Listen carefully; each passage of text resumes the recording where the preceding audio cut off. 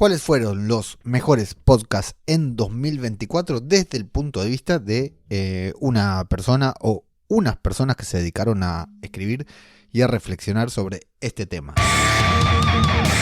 ¿Qué tal? ¿Cómo les va? Yo soy Ajeno al Tiempo, les doy la bienvenida a Todo por un Daily, la versión express de Todo por un Podcast, y hoy vengo con un artículo que me encontré por ahí por las redes de El País, que dice, titulado Lo mejor de 2024, y habla de los 10 mejores podcasts de 2024 con una bajada, una línea que dice: el video podcast ha demostrado su apabullante fuerza. Los medios internacionales experimentan con muros de pago y las historias de no ficción enganchan al público. Dice en esta entradilla que pretende generarnos expectativa y en el que un largo artículo que no voy a leer completo, firmado por Ana Rivera García Rubio, nos da su visión particular sobre el podcasting en general y habla de estos 10 mejores podcasts de 2024. Bueno, a partir de aquí vienen muchas palabras posicionadas, ¿no?, que buscan posicionar para SEO y mencionan a muchos podcasts, pero entre ellos va a mencionar estos podcasts que considera los mejores de 2024, suponiendo un parámetro que estará explicado dentro de el artículo que no pienso leer. Los 10 mejores podcasts narrativos de no ficción estrenados en 2024, porque de eso se trata el artículo, de los podcasts narrativos de no ficción. Va sobre, el primero de ellos mencionado es Bukele, el señor de los sueños, un podcast producido por Radio Ambulante que no escucharé y que se ha llevado premios, el premio Gabo y no sé cuántos más. O sea, no se ha llevado el premio, pero ha sido finalista en estos premios que a pocas personas le importan, salvo a los que se lo llevan, por supuesto. Después de Podium Podcast, Dios, Patria y Yunque es otro de los mejores podcasts, una investigación escrita y narrada por el periodista Miquel Ramos, experto en los entornos de la extrema derecha, que nos lleva a conocer la secta ultracatólica del origen mexicano llamado el Yunque. 5 episodios tiene este podcast. Luego viene Hechos Reales, True Story. Aquí dice que ha creado este año un nuevo contenedor para publicar episodios con periodicidad quincenal que le permitan tener un show con episodios atemporales que se pueden escuchar sin que importe cuándo se publicaron. Bueno, acá no entendí nada de qué se trata. Lo voy a dejar para después porque es el último que te quiero mencionar. Luego dice Humo, Murder and Silence in El Salvador, de Sonoro, y dice que es una coproducción entre Sonoro y la revista salvadoreña Factum, y que habla de una noche de mayo de 2021. Tras escuchar los gritos de una mujer, varios vecinos llamaron a la policía. Cuando estos llegaron al lugar en cuestión, se encontraron a la mujer muerta, a su madre y al asesino agonizando con las venas cortadas. Una belleza este podcast para terminar el año, ¿no? A partir de ahí, en esa casa se descubrió una fosa con más de 14 cuerpos. Bueno, esta ya te digo, cuando lo hagan serie de Netflix, me la veo sin ningún lugar a dudas.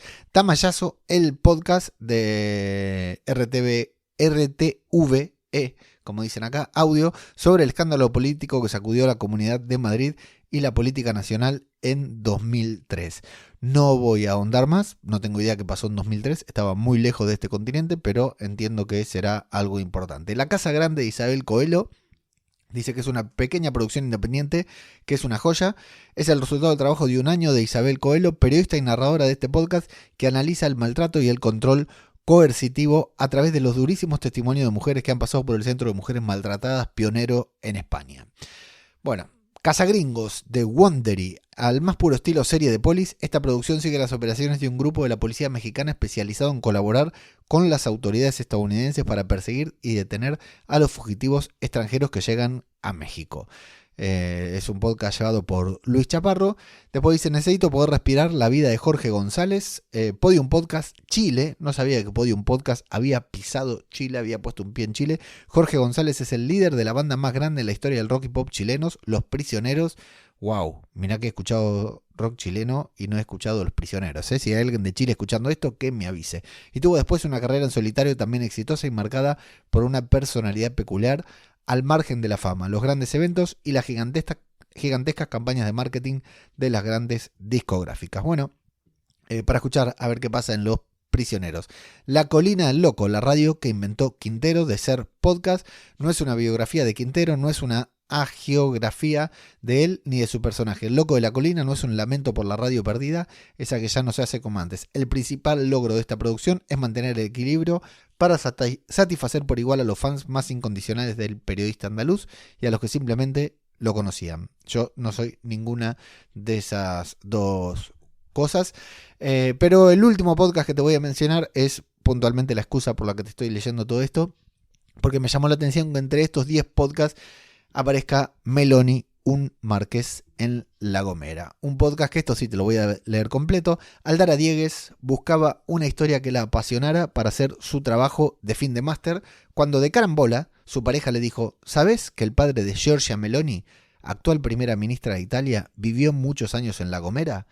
Inmediatamente, Aldara sintió que ahí estaba el tema para su proyecto y decidió hacer un podcast. Atención, esto ya me gusta. Estaba haciendo un máster y decidió hacer un podcast como trabajo de fin de este máster, ¿no?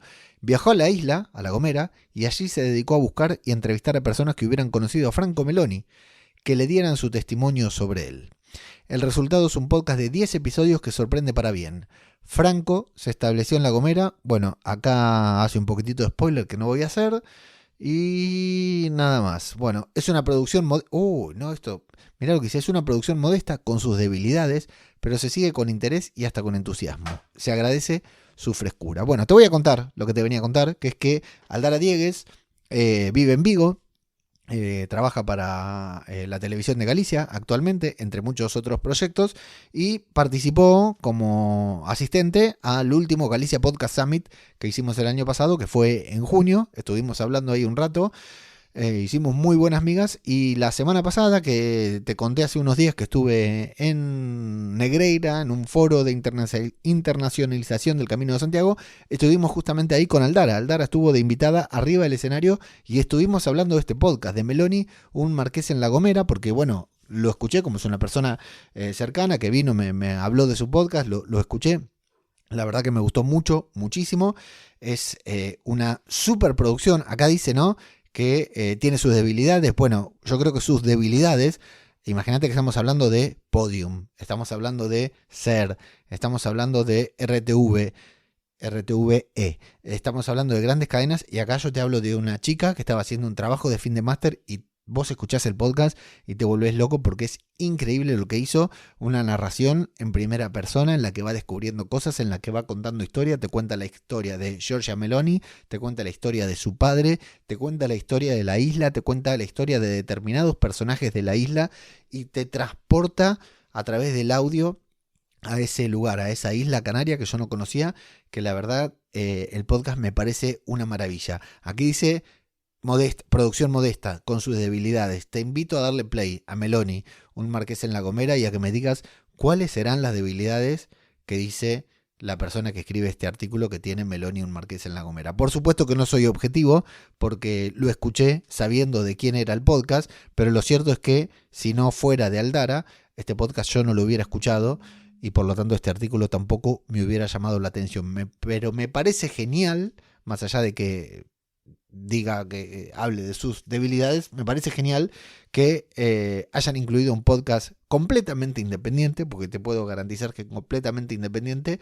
en esta lista de los 10 mejores podcasts, que siempre son bastante subjetivas, y me parece para agradecer y para felicitar que hayan incluido este podcast de Aldara Diegues, que te dejo el enlace también en la descripción por si le querés escuchar un ratito.